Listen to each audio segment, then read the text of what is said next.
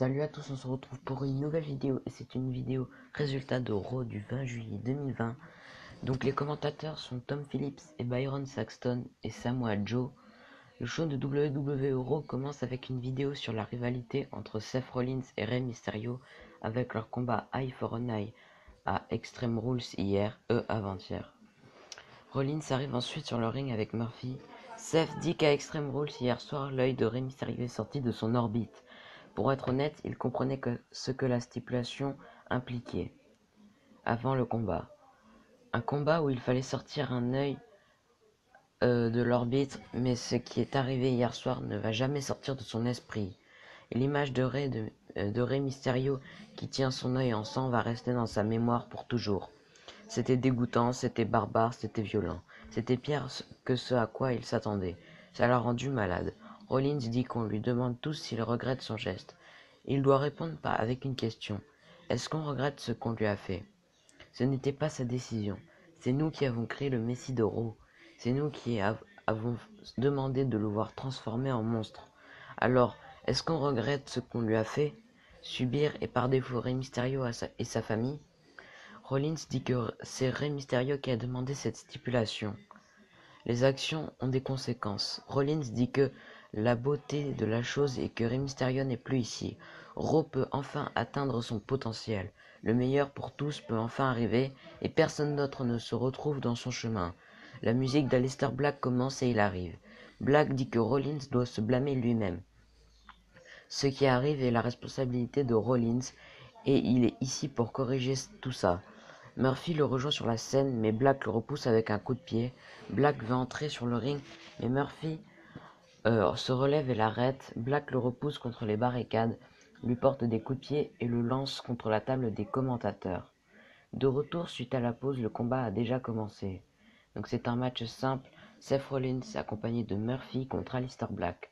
À la fin du combat, Rollins évite un Black Mass et fait 2 super kicks à Black.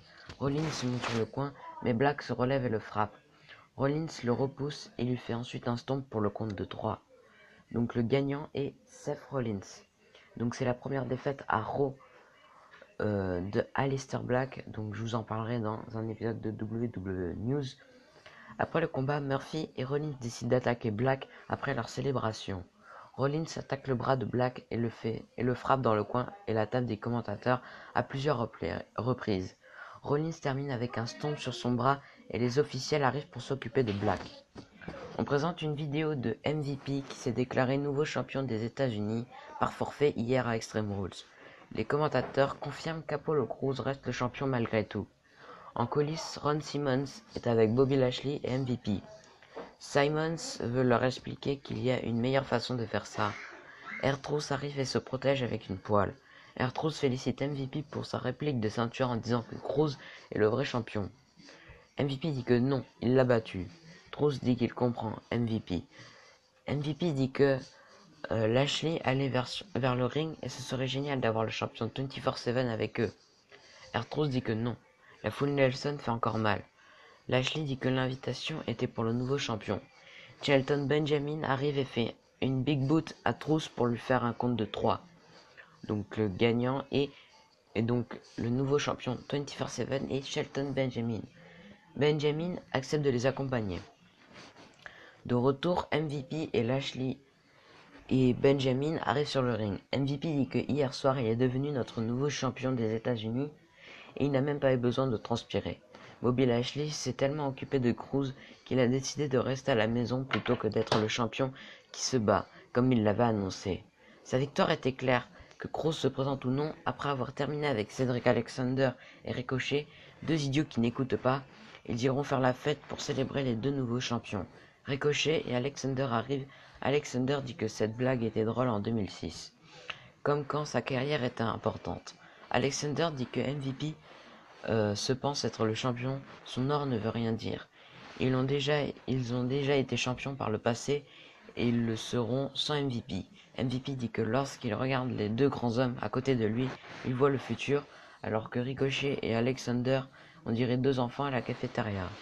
MVP dit qu'ils peuvent faire ça à 2 ce soir s'ils n'ont aucun partenaire.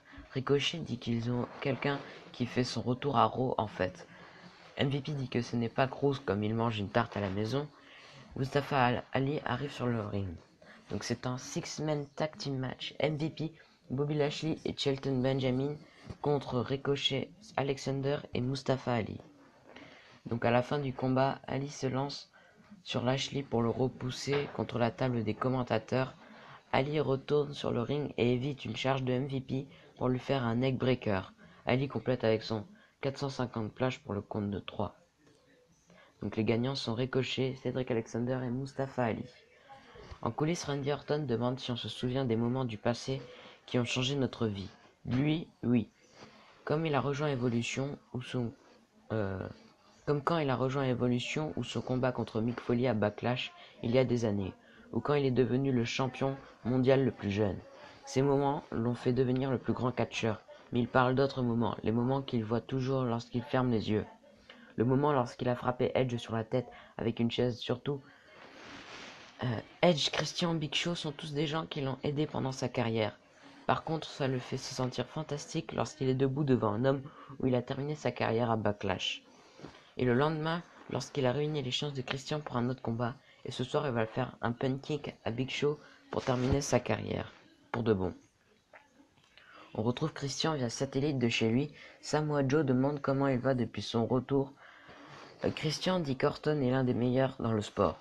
Il savait dans quoi il s'embarquait, mais il ne s'attendait pas à ça. Il n'y a rien de plus bas que d'utiliser un ami, Ric Flair, pour le frapper sous la ceinture. Il ne va plus regarder Flair de la même façon. Joe demande si le combat non sanctionné de ce soir est un autre coup monté pour Orton. Christian dit que rien ne va l'empêcher de recommencer, mais le Big Show est bien prêt pour l'attendre. Il a hâte de voir le Big Show mettre KO Orton.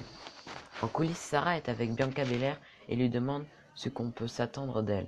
Belair dit qu'elle est la plus forte, la plus rapide et la plus intelligente. Personne ne peut faire comme elle. Elle voulait les remettre à leur place. Peyton Royce arrive et dit qu'elle est aussi la plus idiote d'avoir mis son nez où elle ne doit pas. Ruby Riott arrive pour rappeler leur victoire de lundi dernier et demande où est Billie Kay. Royce dit que Kay s'occupe d'un autre problème. Riott devrait simplement déclarer forfait pour se sauver de l'humiliation et Belair devrait se retirer si elle ne veut pas finir comme le déchet de Riott. Belair dit que la raclée va faire mal. Le retour à la catcheuse arrive. C'est un match simple. Peyton Royce contre Ruby Riott. À la fin du combat, Riott évite un saut du coin de Royce et lui fait un Riott kick pour le compte de 3. Donc la gagnante est Ruby Riott. En coulisses, Charlie arrête Angel Garza, Andrade et Zelina Vega pour une interview. Charlie demande comment se comporte leur récente tension. Vega dit que c'est terminé de jouer, tout va bien entre Garza et Andrade. D'ailleurs, où étaient les Street Profits? Ils se cachent depuis leur victoire.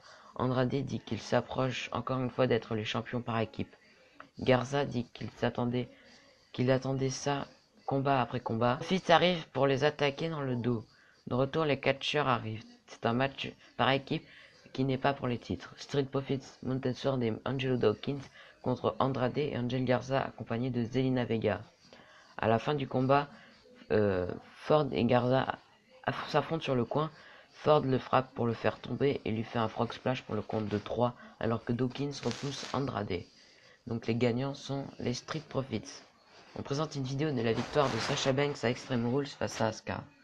De retour en coulisses, Garza et Andrade discutent ensemble. Zelina Vega arrive et n'est pas contente. Vega dit qu'ils ont gagé leur chance d'avoir une chance pour les titres. Garza dit qu'ils vont lui prouver le contraire. Bayley et Sasha Banks arrivent sur le ring. Bayley demande à tout le monde de montrer du respect pour la nouvelle championne de Raw. Sasha Banks dit que beaucoup de gens ont parlé d'elle, des gens qui l'accusent d'avoir volé le titre féminin de Raw. Les gens semblent ne pas avoir de mémoire ou une télévision non HD. Hier, elle s'est battue pour le championnat au contraire de Becky Lynch qui a donné le titre à Asuka. Les gens semblent oublier ça. Comme le fait d'Asuka qui a aspergé l'arbitre du Green Mist, Bayley n'avait pas le choix d'emprunter le maillot de l'arbitre pour arbitrer le combat. Bayley dit qu'elle devait faire la bonne chose et faire le tomber. Elle est notre double championne et notre modèle. On ne comprend pas ça. Banks dit qu'elle est la patronne, le standard est maintenant 2 ceintures Banks et elles ont tout l'or. La musique d'Asuka commence et elle arrive avec Kairi Sane. Asuka dit que Sasha Banks n'était pas prête pour Asuka. Asuka hurle en japonais et dit que c'est son titre. Banks invite Asuka à venir chercher son titre si c'est le cas. Stephanie McMahon apparaît sur le Titantron et demande à tout le monde de se calmer. Elle félicite Banks et Asuka pour les titres par équipe et le titre de SmackDown. Mais celui de Raw, c'est autre chose. La victoire de Banks était vraiment un show de l'horreur. Elle n'a pas gagné hier soir, Asuka non plus. Alors la semaine prochaine, on aura un combat de championnat pour déterminer qui est la vraie championne. Banks peut perdre par soumission, tomber, disqualification, compte à extérieur ou si Bayley intervient. De retour, le combat commence. C'est un match simple, Bayley accompagné de Sasha Banks contre Kairi Sane accompagné d'Asuka. Pendant le combat, en coulisses, Shayna Baszler explique qu'elle est la seule qui mérite la place sur le ring. Alors oui, elle a intérêt pour le combat, comme un requin qui voit une proie dans l'eau. À la fin du combat, Sane fait un sbire à Bayley et enchaîne avec son elbow drop du coin pour la couvrir, mais Bayley met le pied sur une corde. Sane veut faire un autre sbire, mais Bayley la bloque avec un coup de genou. Bayley lui fait un back suplex et enchaîne avec un elbow drop du coin pour la couvrir, mais elle résiste à deux. Bayley la prend pour sa belly to belly, mais Sane la renverse avec un contre rapide pour la victoire. Donc la gagnante est Kairi Sane. Donc, en coulisses, Sarah demande à Drew McIntyre comment il va après hier soir. McIntyre dit que ce serait un mensonge s'il disait qu'il va bien. Mais il est toujours le champion de la WWE et c'est le moment de découvrir son futur. De retour, le champion de la WWE, Drew McIntyre, arrive sur le ring. McIntyre dit qu'il doit féliciter Dolph Ziggler pour sa stipulation, ce qui donnait la faveur à Ziggler. Ziggler l'a détruit avec tout ce qu'il pouvait. Ziggler a frappé fort, mais le résultat était comme le reste de la carrière de Ziggler. Maintenant, on approche de SummerSlam, le plus grand show depuis WrestleMania où il a battu Brock Lesnar. Il a besoin d'un adversaire qui le mérite. Ziggler arrive et dit qu'il a vu quelque chose qu'il n'a pas vu depuis longtemps chez McIntyre. Il a vu la peur. McIntyre l'arrête et demande ce qu'il a fait ici alors qu'il l'a battu hier. Ziggler dit qu'il était si près de l'emporter le titre de la WWE, ce qu'il mérite. McIntyre dit qu'il a battu Ziggler il y a 24 heures dans la stipulation de son choix. La réponse est non. Ziggler dit qu'il voit encore de la peur. McIntyre sait qu'il a fait ce qu'il faut. McIntyre dit que Ziggler se fait honte à lui-même. Il va partir pour le sauver de l'humiliation. Ziggler veut l'arrêter, mais McIntyre lui fait un coup de tête et part. Ziggler lui dit d'arrêter. Ziggler dit qu'il le mérite. McIntyre peut décider de la stipulation et de la date. Il le mérite. McIntyre dit que Ziggler vient de le faire changer d'idée. Il accepte s'il décide de la stipulation. Ziggler le demande ce que sera la stipulation. McIntyre dit qu'il a une semaine pour réfléchir, alors il va lui faire la même chose. Il dira la stipulation juste avant le combat. En coulisses, Big Show dit que dans quelques minutes, il sera sur le ring avec Randy Orton et Ric Flair, l'homme le plus dangereux de la WWE. Il a une belle année avec ce qu'il a fait avec Edge et Christian. Le Big Show dit qu'il serait idiot de ne pas réaliser que sa carrière et sa santé sont en jeu. Il a prié pour longtemps pour ne pas revoir ce Orton sadique. Les voix dans la tête d'Orton crient pour n'avoir aucune compassion et tout prendre sur son chemin. Comme un tigre, il ne peut pas nier sa nature. Il est l'athlète le plus large et Orton, un catcheur de 3e génération. Ils sont devenus amis car les deux se comprenaient dans quoi ils étaient. Aujourd'hui, c'est différent. Depuis lundi dernier, ils se demandent si c'est la fin du Big Show. Peut-être, mais on dit aussi que les tigres sont plus dangereux lorsqu'ils sentent la faim car ils vont tout faire pour survivre. Alors il fera tout pour s'assurer qu'Orton ne puisse pas écrire la fin de son histoire. Donc c'est le main event et donc c'est un combat non sanctionné. Big Show contre Randy Orton. À la fin du combat, le Big Show se prépare pour son KO punch, mais Randy Orton roule en bas du ring. Le Big Show décide de préparer une table et ramène Randy Orton sur le ring. Le Big Show couche Randy Orton sur la table et monte sur le coin pour se lancer de la deuxième corde, mais Randy Orton l'évite et le Big Show passe à travers la table. Orton attend que le Big Show se relève et lui fait un RKO pour le couvrir, mais il résiste à deux. Orton va chercher une chaise et enchaîne les coups de chaise sur le Big Show.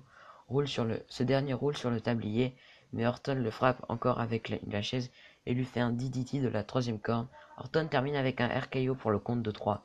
Donc le gagnant est Randy Orton. Après le combat, Show commence à se relever, mais Orton lui fait un punt kick.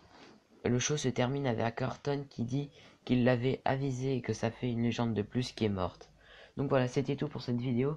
Je vais vous faire une vidéo preview de NXT du 22 juillet 2020 et peut-être un épisode WWE News. Donc c'était tout pour cet épisode de WWE Raw résultat.